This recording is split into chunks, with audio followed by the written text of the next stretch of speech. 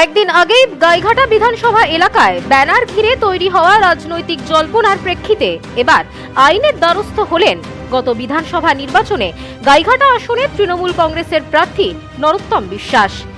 এই বিষয়ে সোমবার সন্ধ্যায় তিনি গাইঘাটা থানায় গিয়ে লিখিত অভিযোগ দায়ের করেন। এদিন গাইঘাটা থানায় তার সঙ্গে উপস্থিত ছিলেন গাইঘাটা দক্ষিণ, গাইঘাটা পূর্ব, গাইঘাটা পশ্চিম এবং গোবরডাঙ্গা শহর তৃণমূল কংগ্রেসের 4 ব্লক সভাপতি, দলের বিভিন্ন শাখা সংগঠনের সভাপতি এবং বহু কর্মী সমর্থক। থানা থেকে বেরিয়ে সাংবাদিকদের মুখোমুখি হয়ে নরোত্তম বিশ্বাস ব্যানার ঘিরে তৈরি হওয়া পরিস্থিতি নিয়ে প্রশ্ন তোলেন। তিনি বলেন, নতুন করে কোন তৃণমূল পরিবার তৈরি হলো তা আমার বোধগম্য নয়।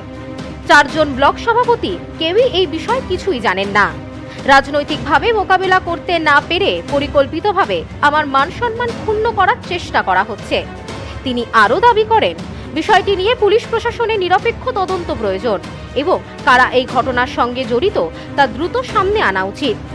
নরোত্তম বিশ্বাস জানান, জলেশ্বর 2 নম্বর গ্রাম পঞ্চায়েতের রামপুর এলাকায় যেখানে ওই ব্যানার দেখা গিয়েছে সেখানে সিসিটিভি ক্যামেরা রয়েছে, ফলে তদন্তের মাধ্যমে প্রকৃত দোষীদের চিহ্নিত করা সম্ভব বলেও মনে করছেন তিনি।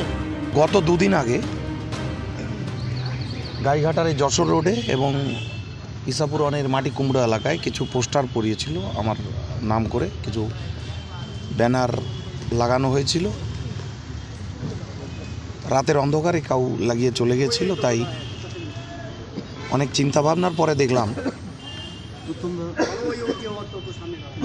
আমি একটা সময় ভেবেছিলাম যে যারা রাতের অন্ধকারে লাগিয়েছে থাক, এ নিয়ে কোনো কিছু দরকার নেই, কিন্তু পরবর্তীতে আমি অনেক চিন্তা করলাম এবং আমি যাদেরকে মানি তাদের সঙ্গে আলোচনা করে দেখলাম ওখানে একটা জায়গায় একটা লাইনে লেখা ছিল, প্রচারে গাইঘাটা তৃণমূল কংগ্রেস পরিবার।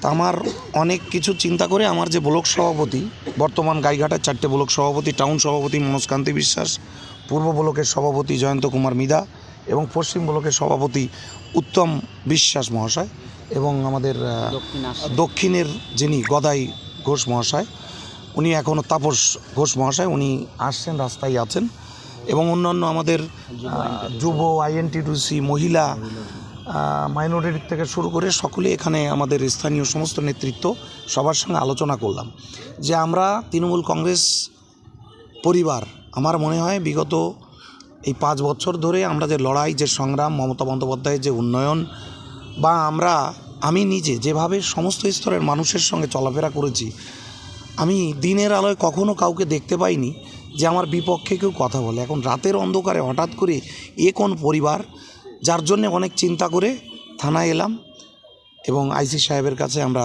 লিখিত জমা দিলাম এবং আমরা সত্যি সত্যি চাইছি এই প্রচারের তৃণমূল কংগ্রেস গাইঘাটা যে পরিবার, এই নূতন পরিবার কে বা কারা, এটা আমাদের দেখতেও বেশ ভালো লাগবে হয়তো, এবং আমরা এতে আগ্রহী যে তারা কারা। এবং আমরা এটা বলতে চাই সাধারণ কর্মীদেরকে যে ভয়ের কোনো কারণ নেই। আমি এমন কোনো অনৈতিক কাজের সঙ্গে যুক্ত কখনো থাকিনি এবং থাকি না। আমি সেদিনও বলেছি, যদি কোনো অভিযোগ থাকে, যেমন আমি বুকের পাটা শক্ত করে আইসি সাহেবের সঙ্গে এসে থানায় লিখিত দিলাম, যদি আমি এমন কর্ম করে থাকি আমার নামে কোর্ট বা থানায় তারা কমপ্লেন করুক, আইনের পথে চলে যে সাজা মাথা পেতে নেব। কিন্তু অবৈধভাবে রাতের অন্ধকারে এইভাবে কেউ করতে পারে না, যার জন্য আজকে আসা। কারা করেছেন এটা দলের ভিতর থেকে করা হচ্ছে না বিরোধী? এটা বলতে রাতের অন্ধকারে কে করেছে এটা আমি বলতে পারবো না। এর তদন্ত যারা করবেন, পুলিশের উপর আমরা দায়ভার দিলাম, পুলিশ করবে। সেটা প্রাথমিকভাবে কি ভাবছেন যে কারা করতে পারে? কারা করতে পারে এ কথা আমি কি করে বলবো? যেহেতু তৃণমূল পরিবারটা রয়েছে লেখা, যা আপনিই বলছেন, সেখানে কারা করতে পারে সেটা? এখানে রাতের অন্ধকারে আমার বিরোধী যে দল রয়েছে তারাও এটা করতে পারে, আরও অনেকেই রয়েছে। আমার কোনো হয়তো অজান্তে কোনো আমার এমন বন্ধুও হতে পারে যে আমাকে সজাগ করে দিচ্ছে যে রাতের বেলায় তুমি যে চোখ বন্ধ করে আরামে শুয়ে আছো, তুমি ভাবে থেকো না, হয়তো এমন হতে পারে। দলের ভিতর থেকে কি করতে পারে? আমার এটা বিশ্বাস হয় না, আমি এটা বিশ্বাস করি না। যদি প্রকৃত কেউ দল করে থাকে, দলের ক্ষতি হোক, এই মুহূর্তে সামনে নির্বাচন, কে টিকিট পাবে এটা বড় কথা নয়। আমি বলছি তো, অন্য কেউ টিকিট পেলেও আমি 100% মমতা বন্দ্যোপাধ্যায় এবং অভিষেক বন্দ্যোপাধ্যায়কে সামনে রেখেই কথাটা বলছি, 100% দেব। বিগত 5টা বছর মানুষের জন্য দিয়েছি।